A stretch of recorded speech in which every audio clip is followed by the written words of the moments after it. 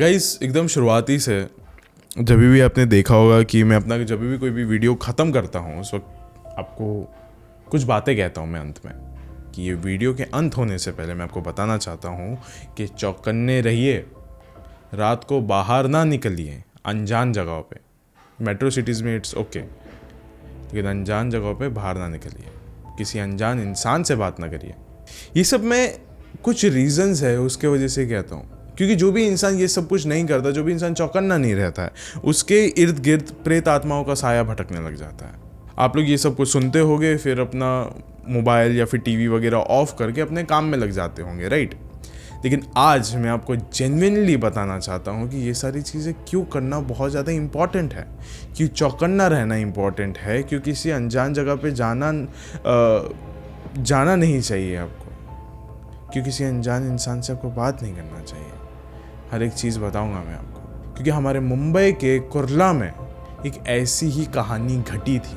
Literally वो कहानी सुन के मेरी रातों की नींद खराब हुई थी, काफ़ी खौफ में आ गया था, लेकिन अब बारी आपकी है। अब ये वीडियो शुरू करने से पहले ऐसे ही और horror, mysterious and historical videos देखने के लिए सब्सक्राइब कर दीजिए इस चैनल को।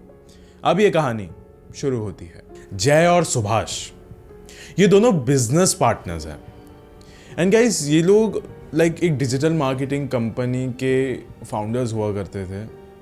एंड उस टाइम पे कैसा था कि इन लोग ने अपना बिजनेस फुल सेटअप कर लिया था। इनकी एक ऑफिस हुआ करती थी अंधेरी में।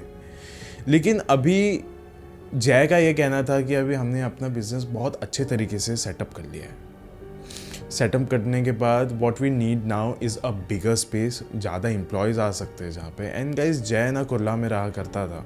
एंड एक दिन ऐसे आके उसने सुभाष को कहा कि मेरी एरिया में एक है ऑफिस जो कि बड़ा भी है और हम लोग वहाँ पे आराम से रह सकते हैं, बहुत सारे एम्प्लॉयज़ भी आ सकते हैं वहाँ पे। तो उन्होंने फटाफट 1 महीने में सारा इंटीरियर वर्क कर दिया और वहीं पे जाके वो लोग रहने लग गए। उस ऑफिस में मतलब अपना काम वगैरह करना चालू कर दिया। एंड जो सबसे बेस्ट पार्ट थी ना यहाँ पे, वो ऑफिस 2 फ्लोर का था कि वो लोग आराम से ऊपर जाके अपना डायरेक्टर्स रूम में वो लोग बैठ सके और अपना वहाँ पे काम कर सके, नीचे एम्प्लॉयज़ वगैरह बैठ सके। ऐसा उन्होंने फुल डिज़ाइन किया था उस ऑफिस को। डिजिटल मार्केटिंग की कंपनी थी ये। तो उन्होंने क्या सोचा था जय और सुभाष ने कि हम 2 टीम्स रखते हैं, एक सुबह के लिए और एक रात के लिए। दोनों टाइम पे अच्छे से काम होता रहेगा, हमारे पास अच्छे अमाउंट के इन्वेस्टमेंट्स है, अच्छा सब कुछ है, तो हम लोग को कहीं पे कोई भी दिक्कत नहीं आएगी। रात की टीम को भी हम लोग को बहुत ज़्यादा स्ट्रॉन्ग करना पड़ेगा। ऑफिस का काम वगैरह भी पूरा हो गया था और रात की टीम भी ये लोग हायरिंग इन्होंने स्टार्ट कर दिया था। ऑलरेडी इन्होंने हायर कर दिया था किसी एक इंसान को जो कि रात को आके यहाँ पे काम करे। मतलब अभी तो सारा काम सेट है, जय ने कहा। तो अभी हम लगे हाथ तो 2 दिन में ऑफिस की ओपनिंग भी रख देते, मतलब परसों के दिन ऑफिस की ओपनिंग रख देते। एंड उन्होंने रख दिया। अब ऑफिस की ओपनिंग में बहुत सारे लोग आए थे, जय और सुभाष भी बहुत ज़्यादा बिजी थे। लेकिन वहीं पे ना सुभाष की एक दोस्त है जो कि टैरो रीडर है, वो आई जय और सुभाष के पास। उसने बोला मुझे बहुत ज़्यादा खुशी हो रही है कि तुम तीनों ने अपना अभी बिजनेस इस्टेब्लिश कर लिया है यहाँ पे, and I am so happy for you guys. Subhash कहता है कि हम तीनों ने, ये बिजनेस तो सिर्फ जय और मेरा है, किसी और का नाम ही नहीं है यहाँ पे। फिर उसके बाद सुभाष की दोस्त ने कहा ऐसे कैसे हो सकता है, कल रात को ही मैं टैरो रीडिंग कर रही थी तुम दोनों का। उस वक्त मुझे पता चला कि ये जो कॉन्ट्रैक्ट है इस बिज़नेस का या फिर इस ऑफिस का, ये 3 लोगों के बीच में हुआ है। तुम दोनों यहाँ पे काम करते हो, ये कैसे हो सकता है? हो ही नहीं सकता, तुम 3 ही हो यहाँ पे। सुभाष को ये बात बड़ी अजीब सी लगी। उसने बोला कि ये कैसे पॉसिबल हो सकता है, कॉन्ट्रैक्ट सिर्फ हम दोनों के बीच में ही हुआ है। मुझे लग रहा है कि शायद से तुझे कोई गलत फहमी हुई होगी, या फिर मुझे ऐसा लग रहा है कि तूने कुछ गलत रीडिंग करी होगी, लेकिन ये सारी चीज़ें पॉसिबल नहीं है, हो ही नहीं सकता। सुभाष को ये बात इतनी ज़्यादा बेतुकी लगी कि उसने जय को बताना भी ज़रूरी नहीं समझा। उसने कहा कि अब ये बात क्या बताऊँ मैं जय को। 3 लोग ऑफिस में हैं, हमारे अलावा किसके ऊपर कॉन्ट्रैक्ट हुआ है, पेपर्स पे हमारे और उसके ही साइन है बस। फिर अभी कुछ समय बाद सुभाष ये सारी बातों को भूल चुका था।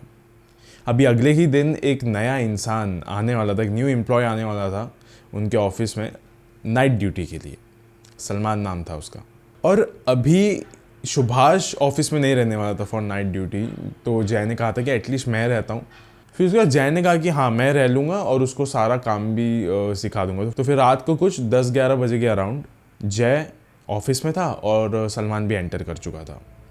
अभी जय सलमान को पूरा ऑफिस अच्छे से दिखा रहा था कि यहाँ पे ये है, ये ग्राउंड फ्लोर में आप लोग को ये स्टाफ रूम होगा वगैरह वगैरह, और जो डायरेक्टर्स रूम है वो ऊपर होगा, हमारे फर्स्ट फ्लोर पे रहेगा वो। एंड यहाँ पे एक सीढ़ियाँ भी है, यहाँ पे स्टेयरकेस है, यहाँ से आप ऊपर तक आ सकते हो, आपको बाहर से आने की कोई ज़रूरत नहीं है।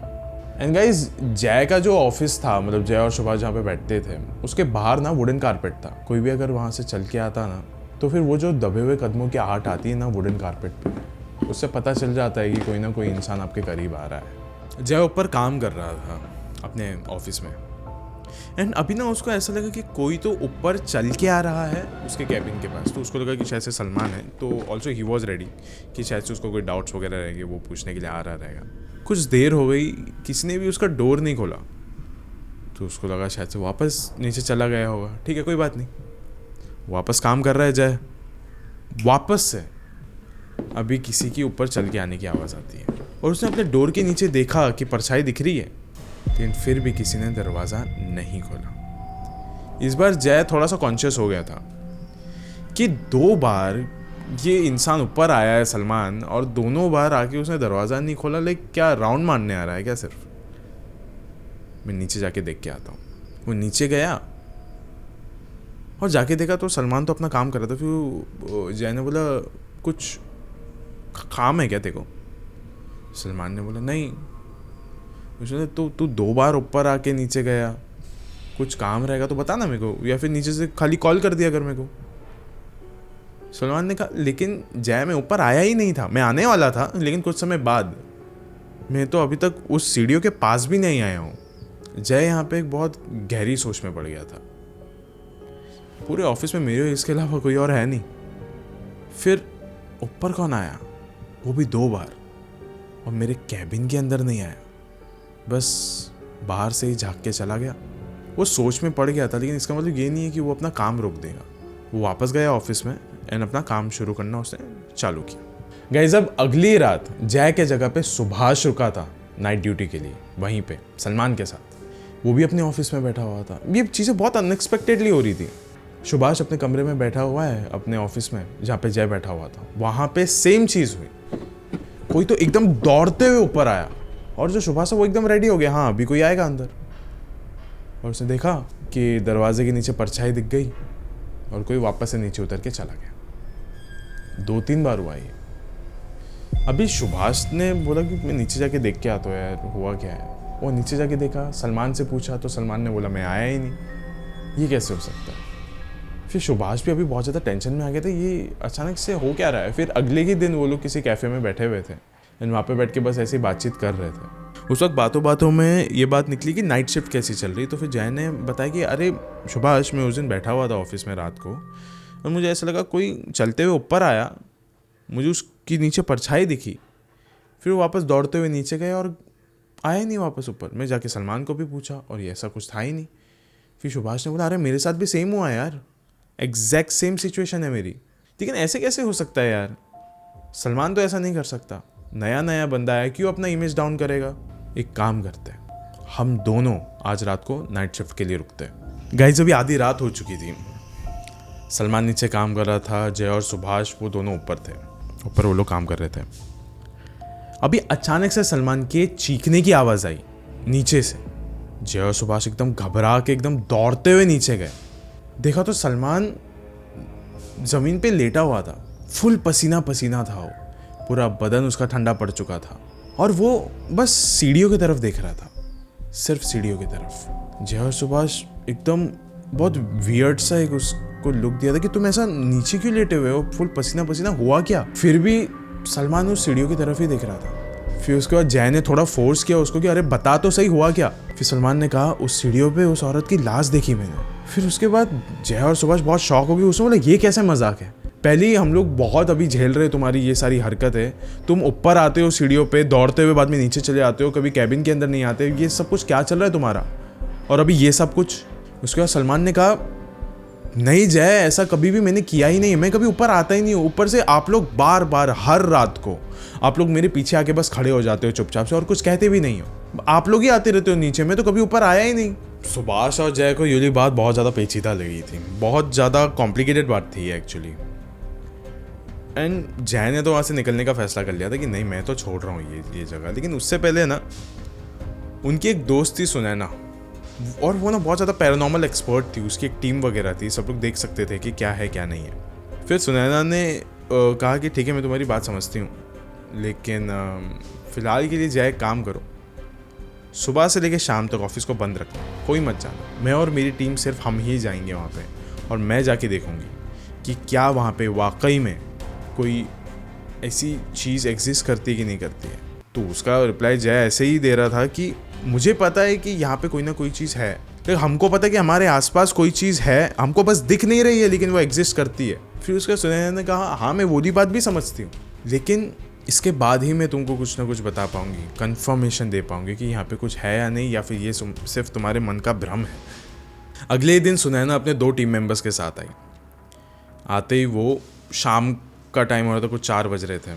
वो घर के अंदर एंटर करी थी, मतलब उस ऑफिस के अंदर एंटर करी थी, और बाहर ही जय और सुभाष को बोल दिया था आप लोग बाहर रहो, दरवाजे के बाहर रहना, जब तक मैं ना बोलूँ आप अंदर नहीं आ सकते। आप लोग को लगता है कि ये सारी चीज़ें बहुत ज़्यादा आसान है, लेकिन ये वाली चीज़ें लिटरली बहुत ज़्यादा मुश्किल है, कठिन है। बाहर खड़े रहना। घंटों बीत गए थे, दिन भी ढल चुका था, अभी तक वो बाहर नहीं आई थी। इन लोगों को भी टेंशन हो रहा था। फिर एट लास्ट वो दरवाज़ा खोलने की आवाज़ आती है। ये दोनों आ गए दरवाजे के पास। दरवाजे के पास आने के बाद उसने देखा, दरवाज़ा खोला और सुनैना बाहर आई। मैंने उससे कहा जितनी जल्दी हो सके इस ऑफिस को छोड़ दो, आपके लिए अच्छा रहेगा। जय ने कहा लेकिन उसका रीज़न क्या है यहाँ पे ऐसा? सुनैना ने कहा कि यहाँ पे एक औरत की आत्मा है, मरी थी वो यहाँ पे, यानी एक ऐसी आत्मा है जो आप लोगों को कभी जीने नहीं देगी, यहाँ पे जिंदा नहीं रहने देगी वो आपको। फिर सुनैना ने कहा कि जब मैं अंदर थी मैं बहुत संपर्क करने की कोशिश कर रही थी कि अंदर क्या एंटिटी हो सकती है उससे, वो संपर्क नहीं करना चाहती थी, लेकिन फाइनली फिर उससे मेरा संपर्क हुआ। उस आत्मा ने शुरू ही इस चीज़ से किया कि मैं 200 साल पहले से यहाँ पे हूँ। 200 साल से मैं यहाँ पे भटक रही हूँ। 200 साल पहले यहाँ पे एक डाकघर हुआ करता था।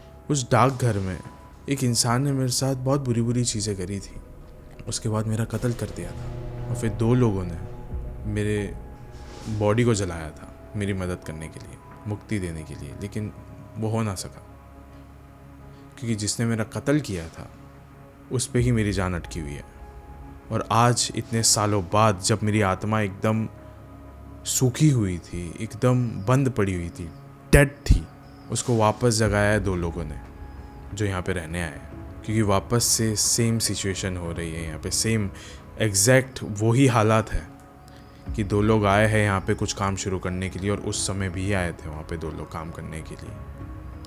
और मैं इनको परेशान नहीं करना चाहती, इनसे मदद मांगना चाहती हूँ। फिर उस समय जय ने कहा कि हमसे किस तरीके की मदद चाहती है ये आत्मा, लेकिन वो तो आत्मा है ना, हम उसकी क्या मदद करेंगे। फिर सुनैना ने कहा कि उस आत्मा ने कहा है कि 2 लोगों ने मेरी चिता को आग दी थी, लेकिन उस आदमी का कुछ नहीं किया था। 200 साल बाद आज उस आदमी ने फिर से जन्म लिया है और वो जिंदा है। जय ने कहा कि लेकिन हम उसकी मदद कैसे करेंगे और क्या करेंगे, क्या चाहिए उसको हमसे। फिर सुनैना ने कहा बदला चाहती है वो आत्मा। वो चाहती है कि जिस इंसान ने उसका कत्ल 200 साल पहले किया था, उसकी मौत का कारण तुम दोनों बनना चाहोगे, तुम दोनों को मारना पड़ेगा उस इंसान को। फिर जय ने कहा कि हम एक ऐसे जगह पे अभी फ़िलहाल रह रहे हैं जहाँ पे एक आत्मा रहती है, वो हमसे बदला चाहती है उस इंसान से जिससे शायद से अभी तक हम मिले भी नहीं है। ये कैसे हो सकता है?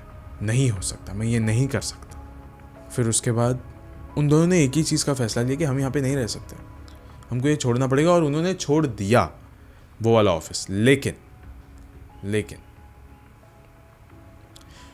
गाइस, वो कहते हैं ना कि आप कोई भी जगह छोड़ लो, आत्माएं आपका पीछा नहीं छोड़ेंगी। चीज़ें अभी थोड़ी बिगड़ने लग गई थी। ऑफिस से जय जब भी घर पे आता था तो उसकी बीवी को ना बहुत ज़्यादा रोने का मन करता था, जैसे कि कोई ना कोई उसके जिस्म के अंदर आ चुका है और वो फोर्स कर रहा है उसको रोने के लिए।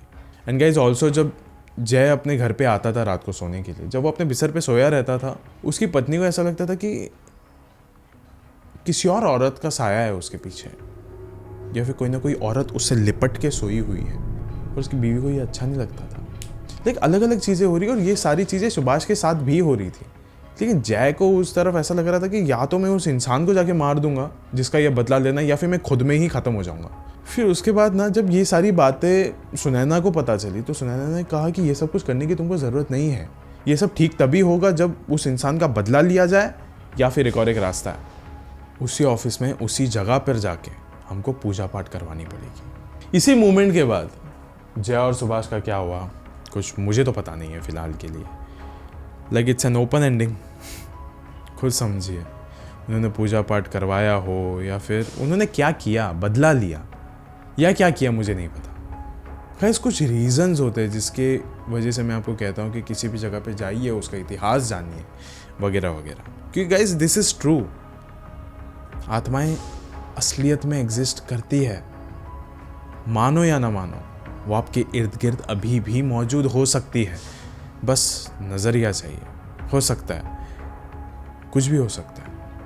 बस इतना कहना चाहूँगा कि इतिहास जान लीजिए इससे पहले कि आप खुद एक इतिहास बन जाओ। हो सकता है। शुक्रिया।